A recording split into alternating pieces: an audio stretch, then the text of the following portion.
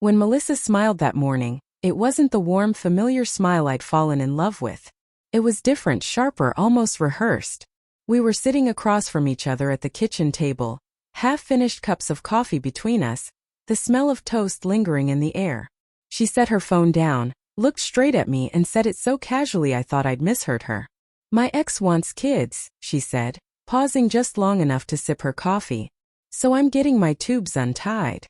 For a moment the room went silent. The hum of the refrigerator, the ticking clock, even my own heartbeat felt distant. I blinked, thinking maybe this was some kind of twisted joke. "Come again?" I asked, trying to keep my voice calm. She leaned back in her chair, completely composed. "You heard me. Daniel reached out last week. He's going through a divorce and realized he wants to start a family before it's too late. And well, I've been thinking about it too." It felt like someone had just cut the oxygen from the room. "You've been thinking about it?" I repeated. "With him." Melissa shrugged as if we were talking about weekend plans. "It's not like you ever wanted kids, Jake. You made that clear years ago. I'm just taking control of my life again." Control. That word stung. Because in our 7 years together we'd built everything on trust and communication, or so I thought. She'd always said she didn't want children either. That she valued her career, her freedom. We made peace with that choice long ago. Or at least I did. Now sitting there I realized how easily she'd rewritten our history. "So let me get this straight," I said slowly. "You're planning to undo surgery, major surgery, because your ex suddenly decided he wants kids?" Her tone softened just enough to sound almost kind. "Jake, don't make this about you. I'm not leaving you. I just want options."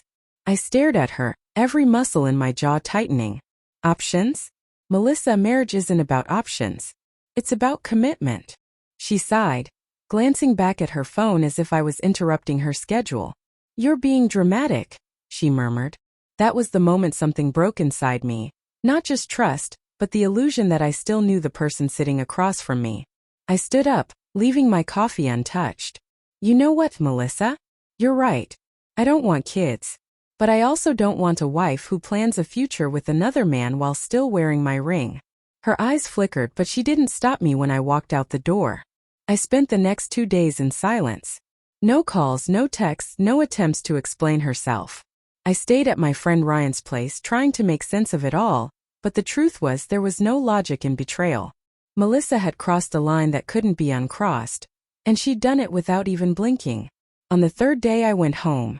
Her car was in the driveway, lights on inside. I almost turned around, but something in me needed closure. Or maybe just proof that the woman I'd loved had truly become a stranger. When I walked in, Melissa was on the phone, pacing the living room. Her voice was low, tense. She didn't notice me at first. "I told you not to call me here," she whispered sharply. "Yes, I'm serious about it, but not yet. He's still here sometimes." There it was. The confirmation. My hands clenched at my sides, but I didn't speak until she hung up.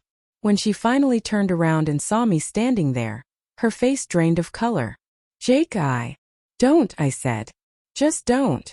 She opened her mouth again, maybe to lie, maybe to justify, but I held up my hand. "Was that Daniel?" Her silence was answer enough. I took a step closer, my voice quiet but steady. "So let me guess, the tubes untied thing wasn't just about wanting kids, was it? You were already planning a life with him." Tears welled in her eyes, but even now she tried to play the victim.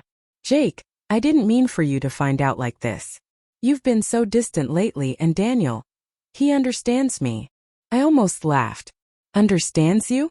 Melissa, I gave you everything: stability, loyalty, peace. You wanted chaos, and you found it." She wiped at her tears, her voice trembling. "You make it sound like I cheated." I stared at her, stunned. "You emotionally did, Melissa. You made a life-changing decision based on another man's desire. You planned a future with him while you were still in my house." She looked away, whispering, "I just wanted to feel wanted again." And there it was. The truth buried beneath her self-justification. It wasn't about kids or choices or control. It was about validation. About ego. About filling a void she refused to confront. I didn't say another word. I went upstairs, packed a single bag, and left my wedding ring on the nightstand. As I closed the door behind me, I realized that sometimes betrayal doesn't come with shouting or slamming doors. Sometimes it comes disguised as a smile over morning coffee. A week passed before I heard from her again. I'd moved into a small apartment downtown, the kind of place where silence felt like company. Then one evening my phone buzzed. Her name lit up the screen. Against my better judgment, I answered. "Jake," she said softly. I need to tell you something." Her voice was weak, trembling. "I'm in the hospital. There was a complication during the reversal surgery." For a moment I just sat there frozen. "You actually went through with it?" I asked. She started crying. "It wasn't supposed to go like this. I thought Daniel would be here, but he hasn't called in days. I don't know what to do. The bills are piling up and I can't." That's when it hit me.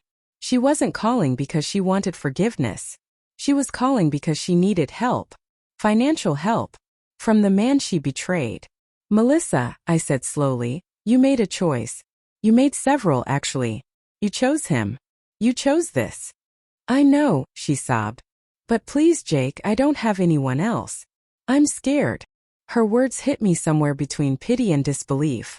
The woman who once told me she didn't need me now sounded like a child begging not to be left alone in the dark. For a long moment I said nothing. I just listened to the sound of her regret echoing down a hospital hallway. "You remember when you told me I didn't need to know what you were doing?" I finally said. "Well, this is one of those times.